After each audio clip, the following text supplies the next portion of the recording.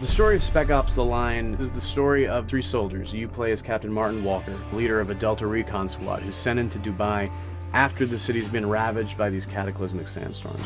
You're looking for Colonel John Conrad, the commander of the damned 33rd, who went in to help evacuate the city. As they were evacuating, this massive sandstorm hit and everyone in the city was believed dead. 6 months later, a mysterious kind of broken radio signal is picked up coming out of Dubai, and so you're sent in to see if there are any survivors left. Conrad's still alive. I think he is. I know he'd agree with me. Tracks end here. Guess this is the nest. Walker is a bit of a mystery. This is a commander, a professional soldier.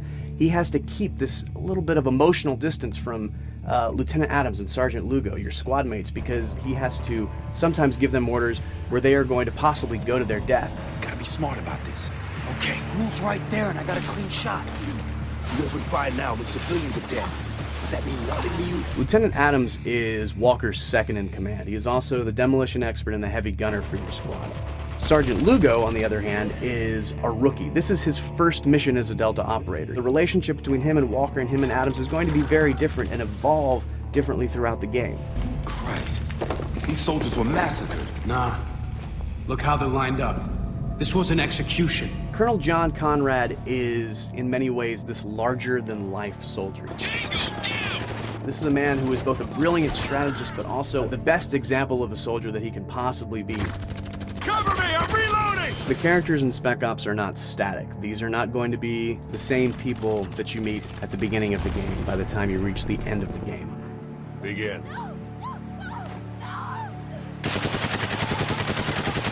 What happens to them and what happens to you is similar to what has happened to Dubai. The sandstorm has stripped away everything that they thought they were to who they really are. We're gonna keep at this until you tell me what I want to know. The moral choices in Spec Ops are different from what players have come to expect out of a video game. They are not between A or good, B or bad. These choices are about holding a mirror up to yourself. Fuck, I'm taking the shot. Wait for your orders, Sergeant. We chose to set Spec Ops in Dubai for two reasons. One, this is not meant to be a game about global conflicts. You are not fighting other nations, you are not fighting terrorists with a nuke. So we didn't want people to be thinking about any conflicts that are currently happening or maybe have happened in the recent past. Also, Dubai is a metaphor in a lot of ways for what the player and the characters are experiencing. This is a city where there should not have been a city, but men with money and power just came in and said, I'm going to build whatever I want. And then the sandstorms came, the desert retook it, and nature said, no, just because you want to do this does not mean it can happen, does not mean it should happen. The CIA doesn't start where it can't finish. Well, now's the time to prove it, because I'm not telling you shit. No! What the hell?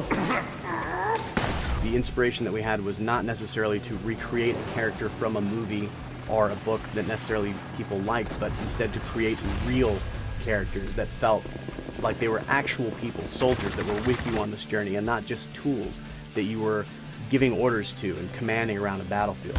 All insurgents wishing to surrender, please report to your nearest outpost for processing. We had many military advisors on the game who were constantly going over the script, checking it for accuracy, and also at the same time performing our mocap so that we had our characters moving like soldiers actually would move. Spec Ops is a game about who we are as gamers, and that's where the title of the game comes in. Spec Ops: The Line.